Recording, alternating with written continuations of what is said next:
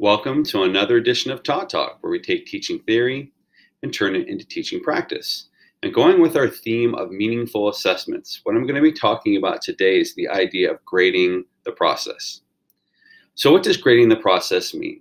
In your traditional classroom, things look very much like this, where we expose students to something they may not know.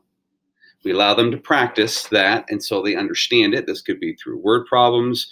It could be through, having them do, worksheets. It could be having them write drafts. It could be, there's all sorts of hands-on activities. There's all sorts of things that students do to practice what it is that you want them to learn. And the idea here is that they practice it enough that they come to an understanding of it. And then at the end of that, we want them to show proof that they have learned it. And this usually comes in the form of a summative assessment. And so the way that we grade typically looks like this, is that we are grading them in the yellow part. So at the end of all the learning is when we're grading them. And this, like I said, this is known as a summative assessment. Now, we also have formative assessment where, so say we expose them to something they may not know, and during that formative phase, we realize they lack something, so we add that to it, or we realize they already have something, so we skip past that. But the formative assessment forms how you're going to do the teaching. But it's still not assessing mastery necessarily. That usually comes in the summative. So what if instead of evaluating at the end part, we evaluate instead during the practice? So what that looks, that's known as grading the process, because what you're seeing here is that you'll get to assess when the light bulb goes off for students, when it's a gotcha moment, or when students get it. And rather than waiting to like an artificial summative assessment at the end where they're just restating or re-showing what they've already learned, what if you actually are able to capture what they learned during the actual process of the learning? Wouldn't that be more meaningful? Wouldn't that be more inspiring? Wouldn't that be more organic and effective in assessing whether a student gets something or not? Because the reality is that the student can study for a test and still not have really shown mastery, or they can do lots of things that would show that to a teacher that they got it, but that's not necessarily the case. And so what we want to do is to be able to grade the process and see the learning as it's taking place. There's a famous quote when it comes to the idea of formative and summative assessments, and it looks something like this. And the first part is that a formative assessment is when the cook tastes the soup. So they're tasting it to see if it's bitter or it's good or whatever. And then summative is when the customer actually takes that sip and determines whether this is good or bad. But again, it's overlooking the process. So what does the cook have to do to get it to a good place? So when they take that formative assessment and they taste that soup and it's not where it needs to be, maybe they're like, we need to add more salt, or maybe there needs to be some sort of seasoning added, or maybe there needs to be, we need to, make the broth not as thick as it is. So there's lots of things, and that's the process of learning. So you're figuring out what works. And why this is so important is we're trying to teach students that to make mistakes, to try things, and when they don't work, to try something else. And that's what grading the process allows students to do, is it allows students to, make mistakes, and you're recording those mistakes as learning opportunities, as ways for them to gain an understanding of what it is that they're learning about. So ultimately the question becomes, what does grading the process look like? Grading the process can take various forms, but here's an example of a sliding scale or a sliding rubric that you could use with students. So as you see here, we divided it into 4 topics. So there's explore and experiment, there's work effectively through changing priorities, there's view failure as an opportunity, there's drawing from strengths and adapts around weaknesses. So those are skills that you would be measuring. And the different progressions are progressing, meeting, and exceeding. And so typically in a summative assessment, we would state on the spectrum where students are. But what if instead you use the same rubric over the course of a week? And so what happens is you mark on March 12th that they are merely in the progressing part. But after a couple of days of practicing and doing what it is that they're learning, they have moved into the meeting it. And then they're still meeting it a few days later after that. But then some enlightenment happens, or something happens where students really get it at a different level and they go beyond what it is. They exceed. And so that would be recorded on the 18th. And so you see these X's kind of show view of progress. Now, this is an ideal progress, but the progress could be on after the 17th, maybe they regress back a little bit because they're not be able to put it consistently into play, and the student may never reach the exceeding. But a teacher could use this rubric. They could observe classroom behavior and skills, and they could mark where their student is progressing on this. Another example would be this chart right here. And so on this, what you see is you have all the different tasks that students are going to be doing listed. And then you have who's responsible for that on the right-hand side. So we have Chad, Bonnie, Tracy, and Ben are the 4 students involved here.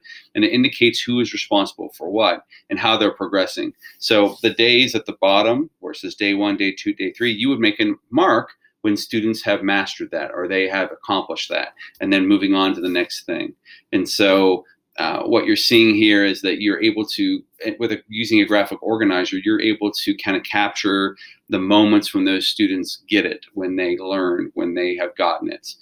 And as a result, you're getting to really assess whether a student has mastered what it is that you intended them to master. It could be something as simple as just taking notes on what you observed. So in this case, on May 13th, the teacher took notes as they were observing what students were doing, and they saw that Devin was gathering information from a National Geographic website. He spent a good amount of time looking over the information. So that's a positive note that a teacher can go back and say, okay, Devin was doing what he was supposed to do.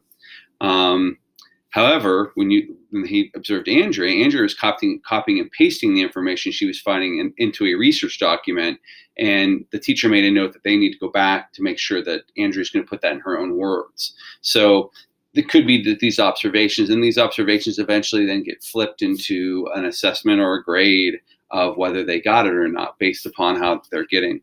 So, and one way you could track that is something like this, where you are using, in this case, they're using a scale of EMPNL, which is that a student either exceeds, meets, progressing, or is very limited. And so you can see John, the first couple of days, John was just progressing towards what he needed to be, but eventually he met it and then exceeded it on the 26th. And notice he has blanks after his, and the other people, the reason why is because once John has shown he's gotten it, there's no reason to assess him any further. Other than to maybe see that he's doing consistently or able to put it into different situations. But that's he would display that with his E. So once you reach an E, there's no reason to go much further. So Chrissy has a very consistent progress where she's going, the first couple of days she's L's, the next 4 days she's P's, and she eventually gets up to an M. She never reaches that E, but that's okay. She's mastered what it is. She's just not exceeded it. And then you can see that some students may actually regress. So Logan, the first day is progressing, the second day he's met, but then maybe he slips up and is not able to show 3 days later that he really got this. So he slips back to progressing. And then the NA is just if you maybe didn't have a conversation or observe something that day, or a student might have been absent or something of that nature. But this is a graphic organizer for you to keep track of what you see in the classroom and where students are at so you can properly assess them. This is what is called a single point rubric, where you have the mastery, but you want to see, does a student are pushing it above, or are they regressing and not getting it where it needs to be? And so then the teacher would make notes in those columns. So if a student was showing initiative, they would make notes in that column showing what this looked like. So how do they go above and beyond the product meeting the requirements of the learning objective? Well, if there were a requirement of 3, maybe they provided 5 examples. So they showed initiative. They took that extra step. The progress might be the student doesn't quite have it yet. So when it said turn in all materials by the deadline and pace self well, it may be that the student did turn everything in, but the pacing could have been better because the student was doing a lot up until the very end. And so that would just show progress. But this is another way that you could observe progress and record that progress. And then this is, I use this for evaluating during a discussion of how students are doing. Because when students are giving discussions, again, they may show a lot of mastery in their comments. But then later when they take a test, they don't do as well or whatever, because the test is very artificial. This discussion is more organic. So in this, I have this the scale, comprehension, application, analysis, and evaluation, where students are. And then you would put an X where you see students at. So you put a student's name there, and they let's say that they have demonstrated that they have a deeper understanding than just the basics. Then you would mark that in the analysis synthesis section of this scale. And so you would have all your students listed that took part in the discussion, and from this discussion, what you have garnered of what they know about this. What level are they at? Are they understanding it at a surface level, at a deeper level? Are they not understanding it? But this would be a way for you to chart that during a discussion. You don't have to be the one that always determines whether students are progressing or not. So in this is a self and a peer evaluation. So the students were given this blank rubric, and with what a 1, 2, 3, and a 4 meant. So a 3 means they contribute to the group in a positive manner. And helps to make it better. But if they want a 4, they're contributing mightily to the group, leading by example and making it better. And so students would have to determine on this particular day, do I give students a 1, 2, 3, or 4? And it broken up the parts of the lesson into different parts. So they have a research aspect, a preparation aspect, and the exhibit. Typically, what would happen is the teacher would only evaluate the exhibit part, the assessment part, the summative part. But if you're looking in the research, what you see is that Ricky was playing online games, so he's not good at managing his time. So that's a teachable moment where you can go back and talk with Ricky about how to manage his time better. Or you can see that Ronnie was really struggling in the preparation because he wasn't too helpful during the part. He gave a few ideas. So what are some effective ways that he could give better, be more helpful with his group? And so this gives you places where you can go back and teach, or you see that Bobby gets it all the way through. And so, what I would do is I'd leave Bobby alone, because Bobby's doing really well. And I don't mean leave him alone as not getting him support or trying to push him to the next level, but I'm saying getting out of his way if he's moving forward, trying to get out of his way so that he can do what he's capable of doing. And so it doesn't have to be just the teacher. There can be students that give assessments during the process as well. Grading the process does require a different mindset than your traditional teaching. Traditional teaching is that we are, evaluating at the very end by giving them some kind of paper to pencil assessment where students must demonstrate what they've learned. But the argument is, if they demonstrate what they've learned earlier, or they demonstrate that they learned in a different form, in a performance assessment or something of that nature, do you have a method of capturing what it is that they learned? And you could use those rubrics that were shown in in order to record whether students got it or not and whether they've mastered it. And this makes assessment so much more meaningful, because what you're doing is you're actually evaluating when the actual learning took place. You are capturing that, and you are able to determine that students have indeed mastered it and maybe exceeded what it is that they were supposed to have learned, because they were able to show you this.